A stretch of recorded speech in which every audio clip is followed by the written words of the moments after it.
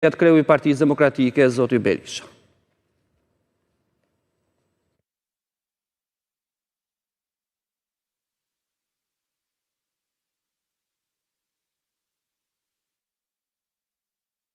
Një nga genocidet më të para të regjistruara në regjistrat e genocidit në botë është genocidi i Lumës, i fshatrave të Lumës, në të cilën në vitin 2013 serbët, të cilët kishin një mbështetje të madhe ndërkombëtare, se po i kundërvjeshin edhe Përëndorisë Osmane, neveritën dhe horrifikuan, të merruan botën me krimet pa imagjinueshme, pa para gjëra atëherë sipas shumë vëzhguesve që kryen në Lumë dhe kryesisht në fshatin Pobreg, por edhe në 32 komunitete të tjera. Ky genocid i Lumës ka kaluar i pa shqyrtuar, i pa vlerësuar, është i shkruar në gjitha traktatet për genocidin, po jo në historinë shqiptare, janë disa studios që kanë nxjerrur. Pas tij ishte masakra, genocidi i Tivarit. Shqiptarë të mbledhur, pa asnjë lloj fajtësh për etninë shqiptare, u dërguan dhe u vendosen para mitrolozave, kaluan territorin shqiptar, po meqense se këtu ishte pjesëmarrëse edhe udhëheqja politike e Shqipërisë, paktën për kohën që kaluan mbi territorin, edhe këtë historia e Shqipërisë e mohon, e injoron. Tani kemi të bëjmë me një zhvillim tjetër, kemi të bëjmë me genocid ciklik. Genocid për shqiptar ka dhe më para, por termi genocid ka lidhje në vonesë, edhe kualifikimi. Lexova listën e rrjedhshtuar nga Parlamenti i Kosovës i të gjitha masakrave që janë kryer në Kosovë tek civilët. Nuk bëhet fjalë këtu për luftëtarët e vrarë, nuk bëhet fjalë për antarët e UÇK-s, sepse ata janë palë lufte dhe kanë bërë luftën e tyre. Por në këtë është në mënyrë persistente, është hera e dytë që Edi Rama urdhron grupin e tij parlamentar, anti-shqiptar vetaj, armik i shqiptarëve të Kosovës, që të mos votojnë. Por dënimi i genocidit është një detyrim për çdo njeri, nuk ka lidhje.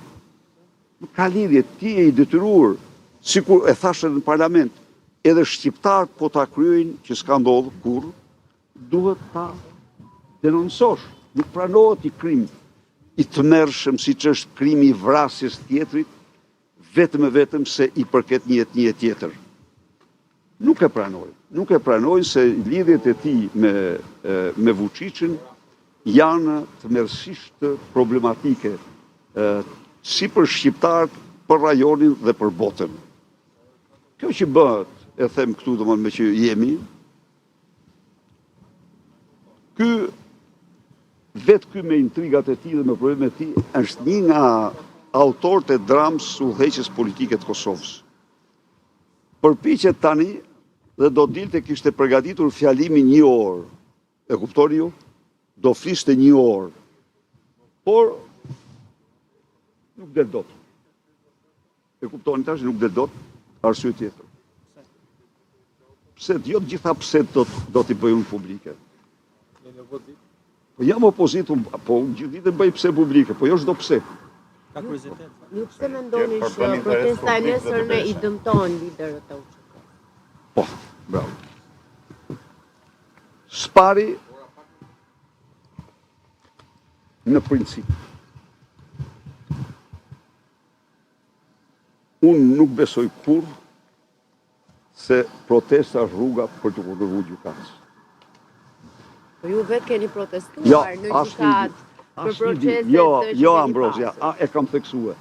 Edhe kur më kanë thënë, jo kam thënë.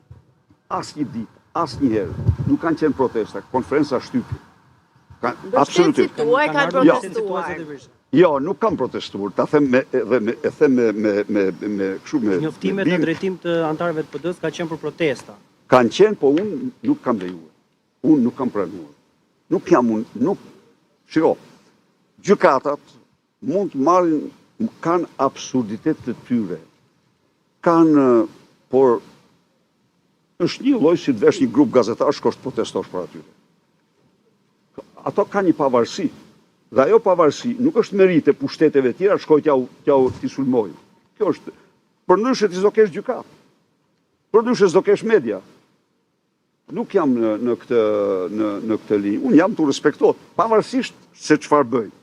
E para, e dyta, Edi Rama i dëmton shumë ata. Është një personalitet i damkosur tani.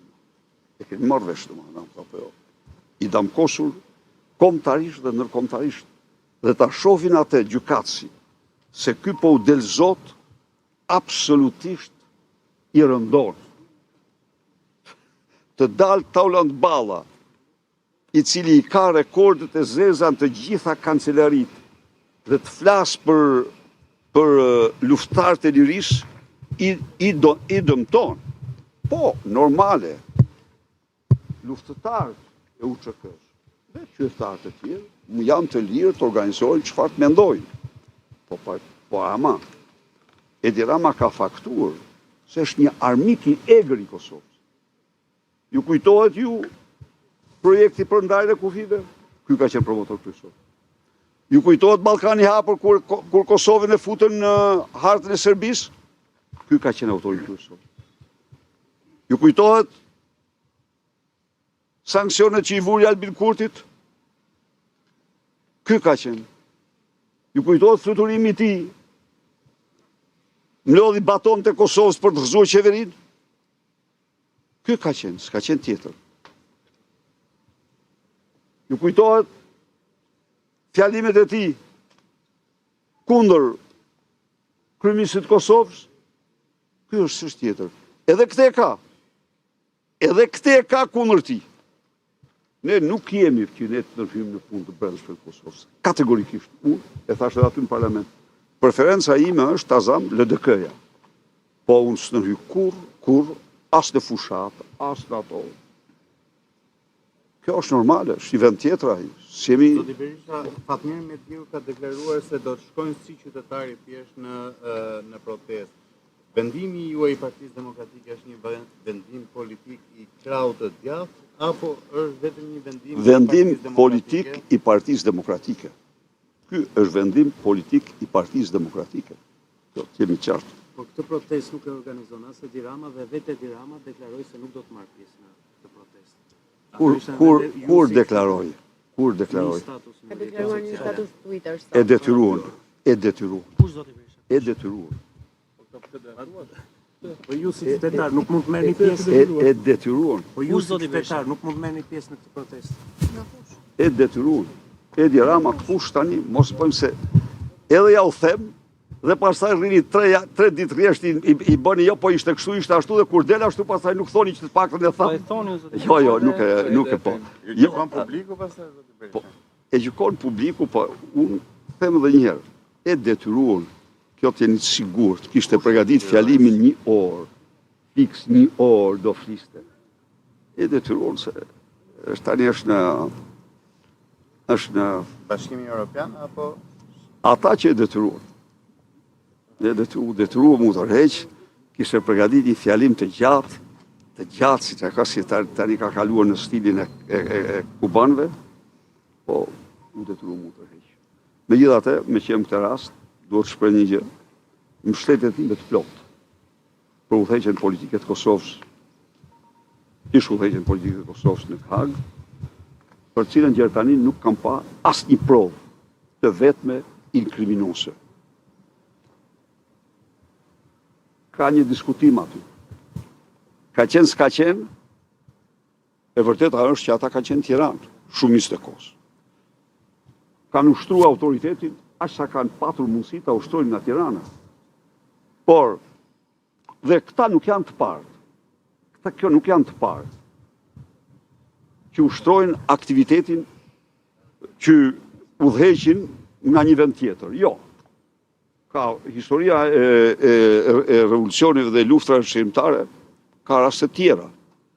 Ndaj dhe të marrish e të thuash ti se ndodhi kjo dhe është përgjegjësia jote kur s'ka asnjë lidhje me te, keq është ju vra, mirë është të gjindë autori, po s'mund të akuzosh atë, nuk për mua në asnjë. Po ka dhe diçka, ata e ngritën vetë gjykatën speciale, është pak a shumë e njëjta gjë siç bëri politika në Shqipëri me Spakun dhe tani e akuzon Spakun.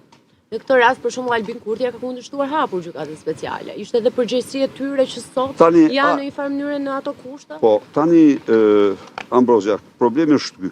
Është e vërtet që Albin Kurti ka qenë në opozitë dhe e ka kundërshtuar. E ka votuar. Por, të themi atë që është, pasi Dik Marti arriti nuk po thëmë ta bimë, por ta sensibilizoj shumë komunitetin ndërkombëtar se leadershipi UÇK-s ka urdhëruar shkulje organesh serb, çka do thotë ta marrë shtetin, ta vendosë shtollinë të heqë organet, është forma më e egër e krimeve kundër njerëzimit. Atëherë asnjëri nuk mirëte përsi për të thoshte që të mos hetohet. Pse? Burimi ishte Vukçeviçi. Po Vukçeviçi ishte prokurori serb i Beogradit për krimet kundër luftës.